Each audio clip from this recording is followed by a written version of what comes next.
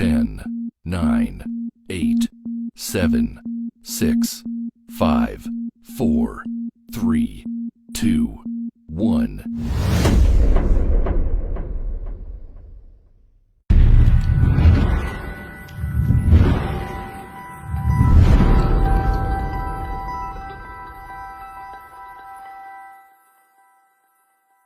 Soaking up the sun.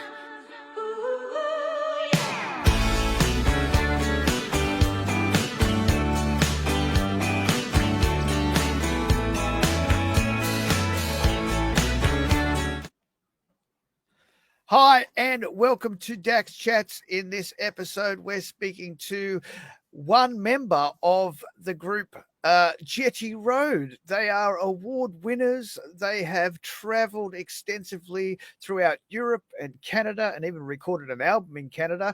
Their latest album is called Because We Can, and of course they can. And their brand new single is called Soaking Up the Sun. So they're looking forward to a long, hot summer.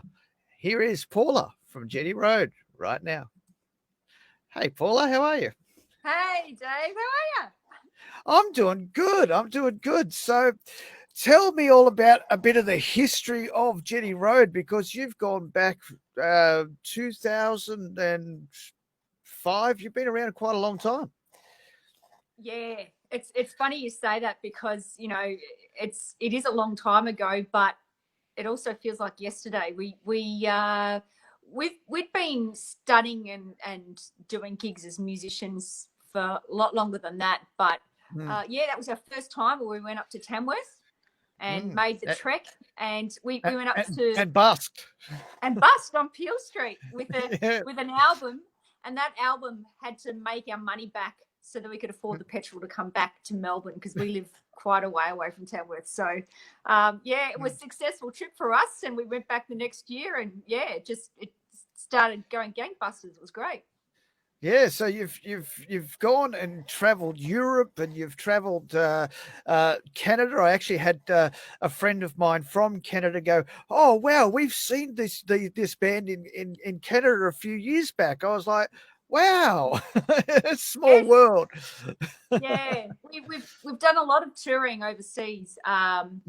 And up to the Northern Hemisphere. So what we used to do is we used to tour in the winter months here in Australia, not in Queensland, but everywhere else it's cold. So we decided to go up to the Northern Hemisphere and tour. So with a 6-piece band. So that's what we do. So we would travel all throughout Europe, many different countries throughout Europe, all the way across Canada. Did a lot of main festivals, at Canada.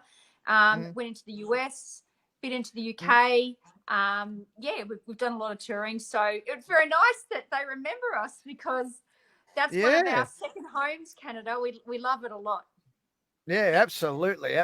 Yeah, I got the message a couple of days ago going, "Oh, you're going to be talking to these guys." You know, we watched them live here. It was like, it's a damn small world. So yeah. So you took I think between 2012, obviously one of the members just decided to depart because of wanting to look after their family, and that's fair enough. Yeah. So you guys sort of went on a bit of a hiatus for a while, and then came back out with the album Because We Can. Yes. Well, actually, can I say we went on a hiatus for a while, and we came back with Hearts on Fire. Hearts on Fire was our 5th album, and that was recorded in Canada. So we went all the way over to Calgary to record that.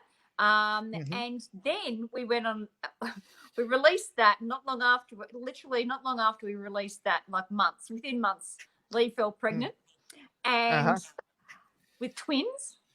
Yeah. Well, my twin sister, yes. Yeah, you're a twin. Yeah, that's right.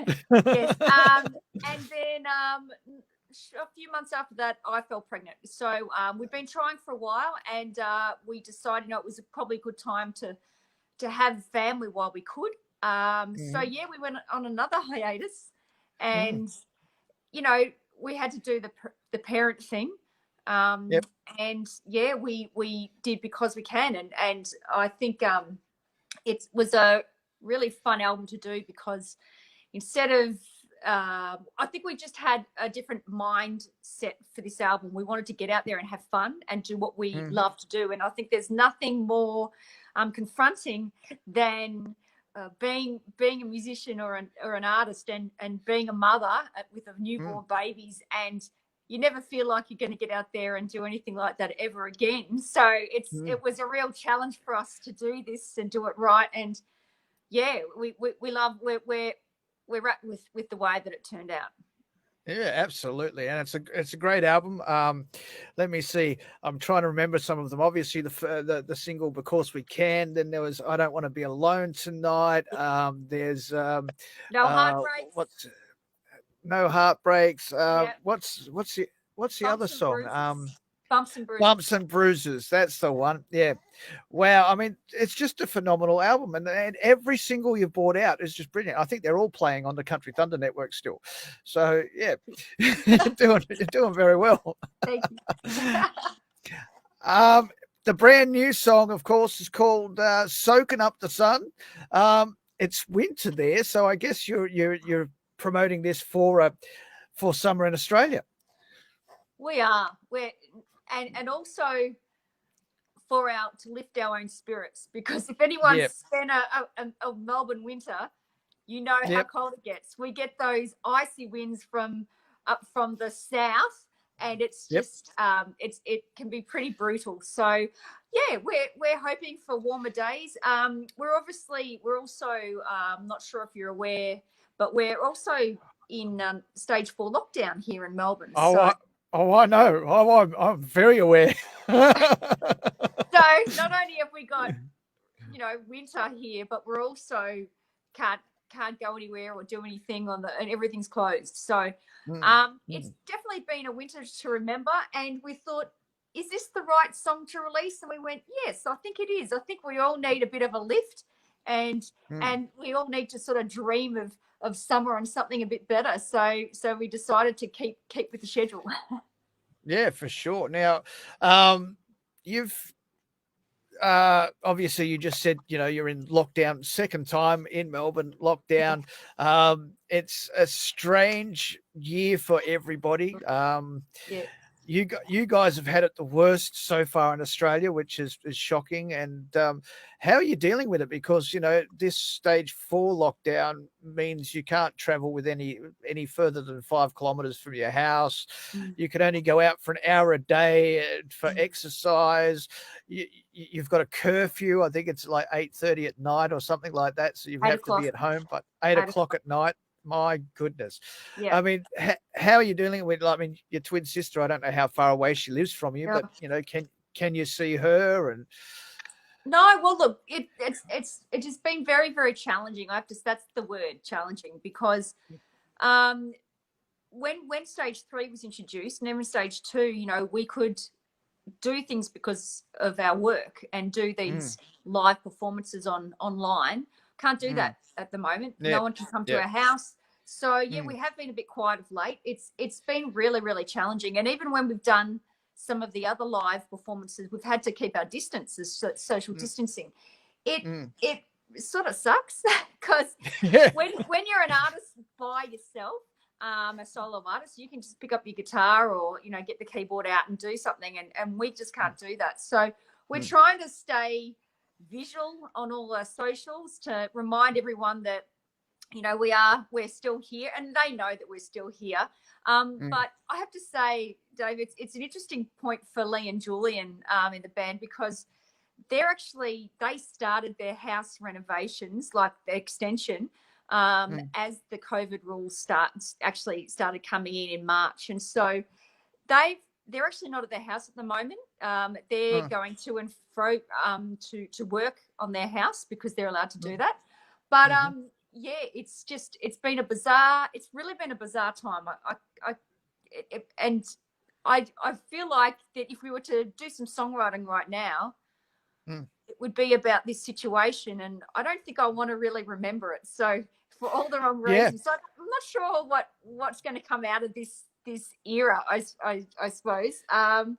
But I have the same feeling. Like I as I told you off screen, I live in China, and so I was in lockdown from day dot from the time it happened, the 23rd of January. I still don't go outside very often, even though there's less numbers in China now. I know that it's going to get back into the colder months, and I know that this thing's probably going to come back. So I don't go out a lot. And my father passed away while we were in lockdown here, and all the airlines are shut down and stuff like that. So we couldn't even do a funeral, because I think that was pretty much when Australia was on the first lockdown, and there was a maximum of 10 people at a funeral. So it was not, I couldn't fly back to Australia and then spend 14 days in quarantine and then try and go to a funeral. So I released a single. Because of that, I had to sort of decompartmentalize myself and get rid of those emotions. So I went and released a single, but then trying to think about writing anything else, just it can't happen, because all we're thinking about is what's going on and what's in the press and what's, I just, there is nothing good to write about right now. Yeah. I get you. And you know what? I think it has to come from, if you do write in this situation, it has to come from a different place. And I think for us, it would come from escapism. That we want to escape whatever we're doing at the moment. And so we'll write about stuff that we want to be doing, which is getting out and seeing our friends and enjoying family or fun or festivals and soaking up the sun. Yeah, soaking up the sun. So yeah, I think we just have to try and put it in perspective. But also I think that us as creative people and creative artists are going to have a real hard time now and also in the future. So we just got to keep in mind that everyone's in the same boat. That's probably what I'm trying to say. I guess I got to figure out, how do we switch it up? Like, obviously for you guys, because you're a family band that can't be together, you can't do the as you say, you can't do the live things and stuff like that, because you're all restricted. You can't come anywhere near each other. Yeah. So putting stuff on your socials and trying to say we're still here is only a small fraction. I mean, how can a band keep moving forward and keep holding their fan base intact while there's strange things happening? That's the question. That is the question. And our manager is extremely good with social media and almost the science that goes behind it, the business side of it. So I think we just got to take this time out to realize that we are people at the end of the day. We're not just machines that pump out music all the time. So people want to know about our everyday lives. So I suppose we just have to go with that and post some of the boring stuff, and hopefully people will find it interesting. So I liked your post a couple of days ago. It's like, what do you do during COVID? Well, you eat pancakes and get fat. Yeah, totally. That's pretty much all we've been doing is I mean, because I've got a 4-year-old. So Lee and Julian, they're twins. They're 4.5. It's Jack and Layla, and Jasmine is my little girl, and she was 4 in mid-June. And so what do you do when she can't go out? We've got to try and do things here at home and keep her entertained. So let's do some cooking in the kitchen. It normally turns out to be cakes, pancakes, biscuits, all that sort of stuff. But I don't want to eat it because we're going to roll out of stage. I'm going to roll out of stage 4. It's going to be a shocker. But look, just give it all to her and to my husband and see how they go. I love that, because I got a 2.5-year-old here at home as well, and it's been the same for us, because we can't.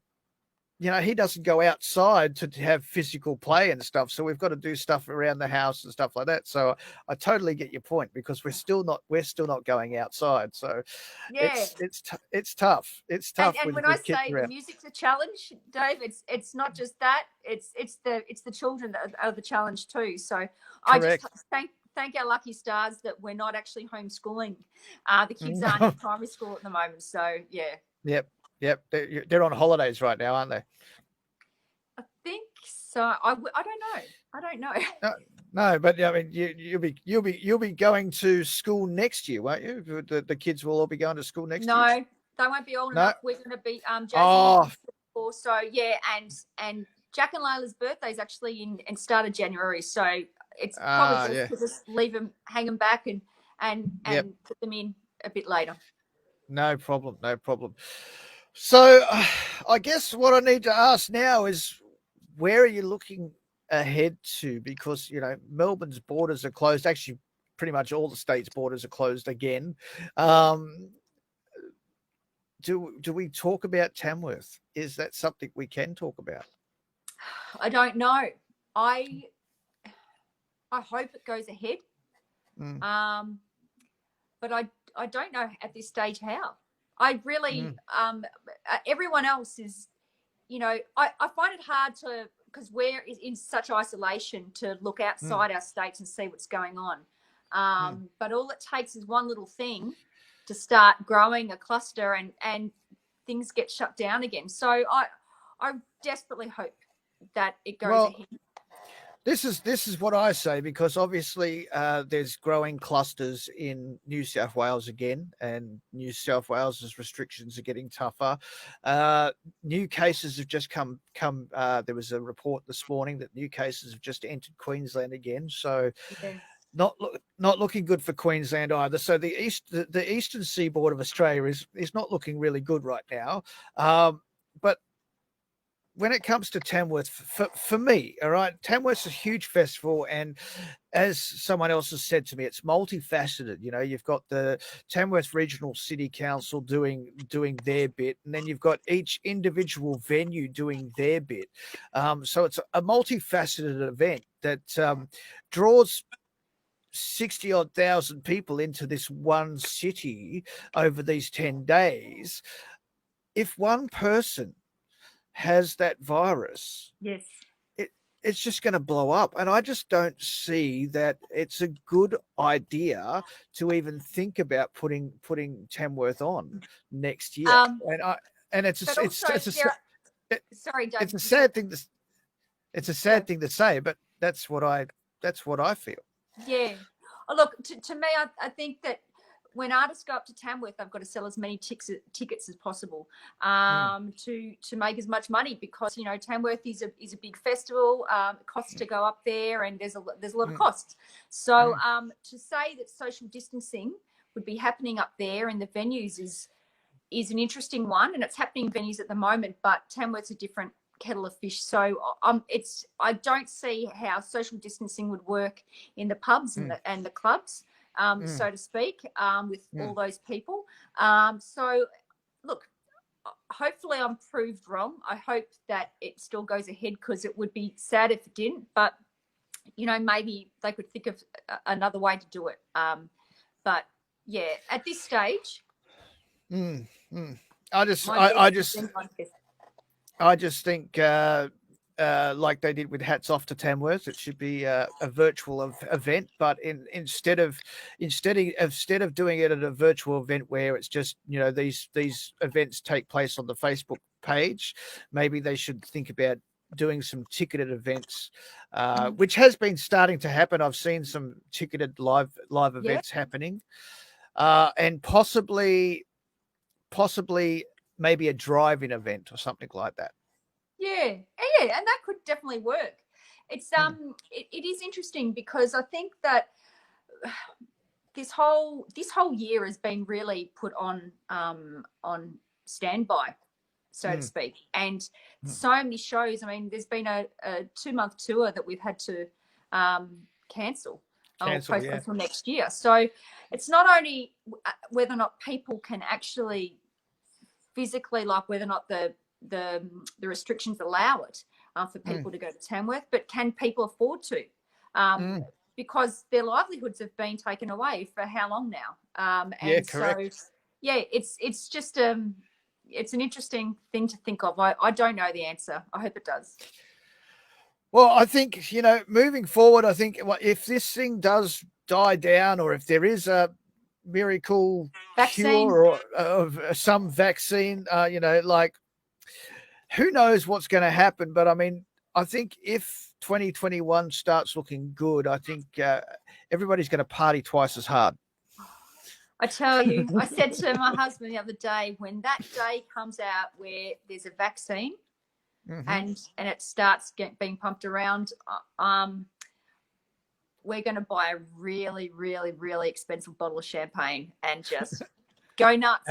Seriously, it's worth it. We've all been waiting for it. Absolutely. So as far as the band's concerned, obviously you can't tour right now. You can't do anything much at all right now. Can't even see each other.